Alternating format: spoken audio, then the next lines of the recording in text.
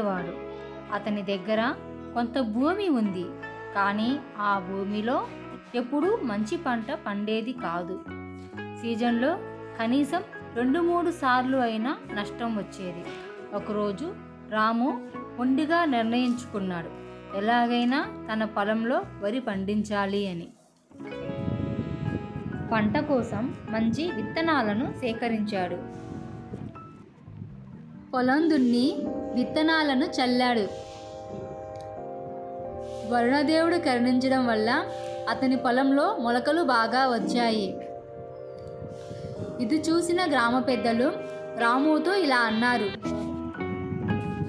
ఒరే రాము, ఈ సంవత్సరం నీ అదృష్టం బాగుందిరా, నీ పంట బాగా పండింది. ఈ మాటకి రాము చాలా సంతోషిస్తాడు. Thank you for watching. ఈ వీడియో కనుక మీకు నచ్చినట్లయితే లైక్ చేయండి, షేర్ చేసుకోండి, సబ్స్క్రైబ్ చేసుకోండి. Thank you for watching.